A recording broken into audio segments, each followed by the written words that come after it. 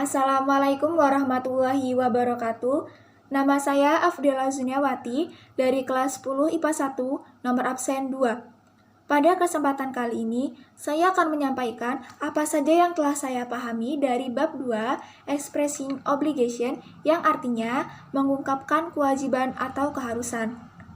Pada bab ini, mengungkapkan kewajiban atau keharusan dibagi menjadi 3. Yang pertama, models to express obligation, yang kedua, models in continuous form, dan yang ketiga, models in perfect form. Saya akan menjelaskan bagian pertamanya, yaitu models to express obligation.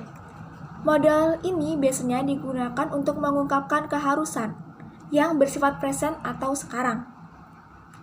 Models ini dibagi menjadi 3, yaitu have to dalam bentuk positif, dan have to dalam bentuk negatif. Dan yang kedua, must dalam bentuk positif, mustn't dalam bentuk negatif. Yang ketiga, should dalam bentuk positif, dan shouldn't dalam bentuk negatif. Have to dalam bentuk positif digunakan untuk keharusan yang datangnya dari luar atau berdasarkan situasi tertentu. Saya berikan contoh, yaitu I have to wear uniform at work. Saya harus mengenakan seragam ketika bekerja. Peraturan tersebut yang membuat adalah si perusahaannya kepada si pembicara. Jadi, peraturan tersebut datangnya bukan dari si pembicara, namun dari luar. Kemudian untuk negatifnya, don't have to. Saya mengambil contoh, we don't have to mop the house once a day. Kita tidak harus mengepel rumah sekali dalam sehari. Don't have to berarti kan tidak harus. Nah, kita tidak harus mengepel rumah sekali dalam sehari. Bisa saja 2 kali dalam seminggu ataupun 3 kali dalam seminggu. Jadi tidak harus 1 kali. Yang kedua, must.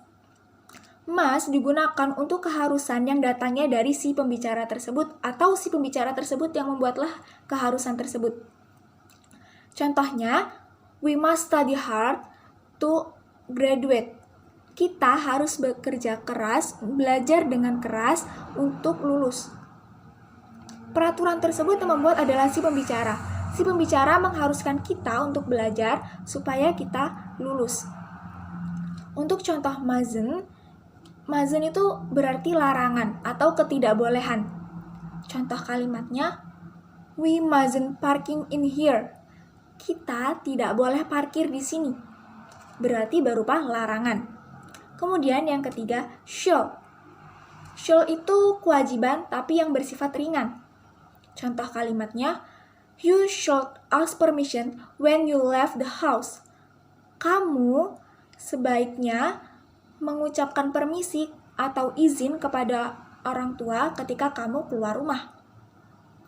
Terus yang shouldn't, saya mengambil contoh, you shouldn't buy unhealthy food.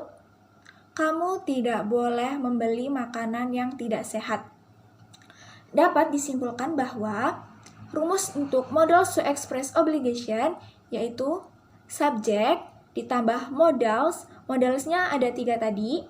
Kemudian ditambah dengan verb 1 atau kata kerja 1. Untuk yang kedua yaitu modals in continuous form atau modal dalam bentuk berkelanjutan. Modal seperti ini biasanya digunakan dalam bentuk kemungkinan. Jadi kata-katanya ya mungkin gitu.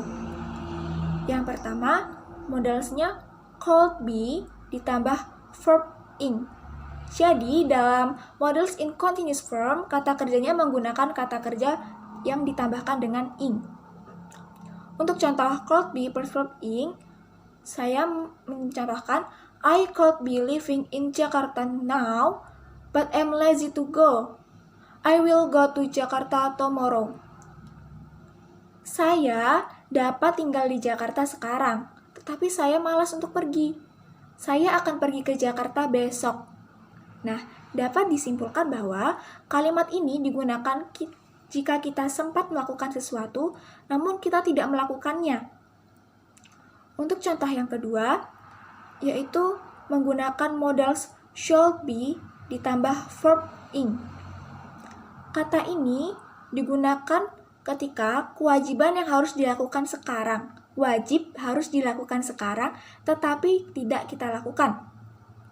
Contoh kalimatnya, Andy was punished Mr. Bejo. He should be coming on time. Andi dihukum Pak Bejo. Dia seharusnya datang tepat waktu. Dia dihukum Mr. Bejo karena tidak datang dengan tepat waktu. Untuk contoh yang ketiga, untuk modals might be plus verb ing. Kalimat ini digunakan ketika kemungkinan seseorang melakukan aktivitas ini. Jadi, jika kita membayang-bayangkan, oh mungkin seseorang sedang melakukan aktivitas ini. Contoh kalimatnya, I'm called my sister so many times, but she don't answer. She might be studying now. Saya menelpon kakak saya setiap kali, tetapi dia tidak menjawab. Mungkin dia sedang belajar sekarang. Untuk yang contoh keempat, saya menggunakan modals must be ditambah verb ing.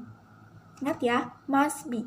Must be itu berarti kita tuh yakin seyakin-yakinnya bahwa sesuatu itu terjadi pada seseorang tersebut. Contoh dalam kalimatnya, you must be sleeping now. Kamu pasti sedang tidur sekarang. Pasti, dia pasti sedang tidur. Dapat disimpulkan bahwa rumus untuk modals in continuous form yaitu subjek ditambah modal ditambah be kemudian ditambah kata kerja ing. Kita lanjut ke yang ketiga, modals in perfect form, yang artinya modal dalam bentuk sempurna. Kalimat ini biasanya digunakan untuk menyatakan bentuk lampau yang efeknya masih ada sampai sekarang. Modals yang pertama, could have dalam bentuk positif atau couldn't have dalam bentuk negatif ditambah past participle atau been.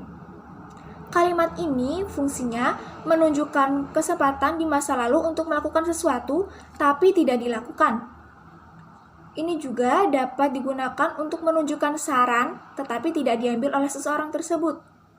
Kalimat ini juga bisa menunjukkan aksi yang hampir terjadi tetapi tidak terjadi. Contoh kalimatnya yang saya ambil, you could have asked for me if you don't have money, but why didn't you? Kamu dapat berbicara kepada saya jika kamu tidak memiliki uang, tetapi kenapa tidak kamu lakukan? Nah, itu contohnya. Untuk yang kedua, dengan modal should have dalam bentuk positif dan shouldn't have dalam bentuk negatif ditambah been atau past participle. Modal ini biasanya digunakan untuk penyesalan. Jadi seseorang tersebut menyesal lalu membicarakannya kepada kita. Contohnya, I lost in the handicraft contest. I should have studied hard. Saya kalah dalam kontes kerajinan tangan. Saya seharusnya belajar lebih keras.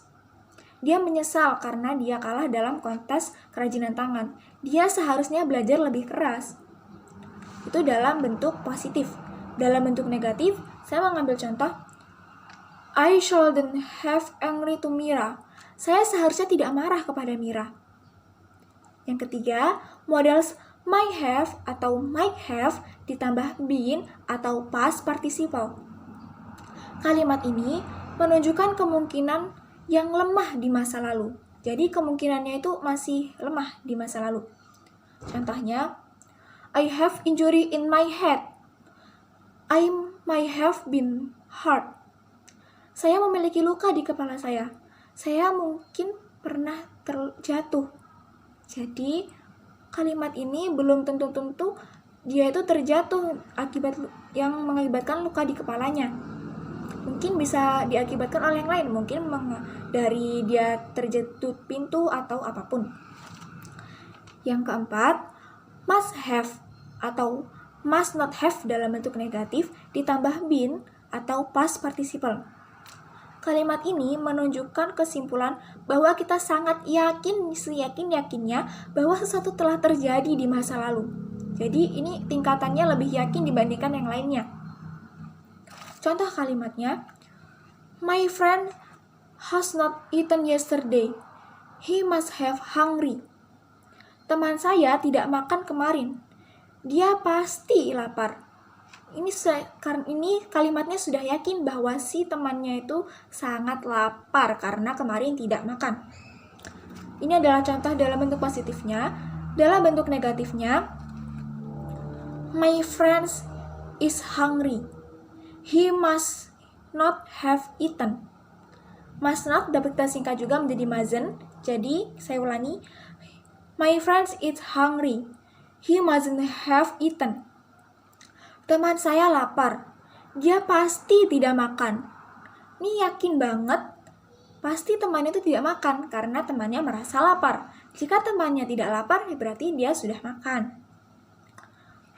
Itu tadi hasil dari apa yang telah saya pahami dari bab 2. Saya mohon maaf apabila ada kesalahan ataupun kata-kata yang kurang jelas dan kurang saya pahami.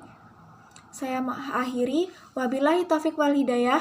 Wassalamualaikum warahmatullahi wabarakatuh.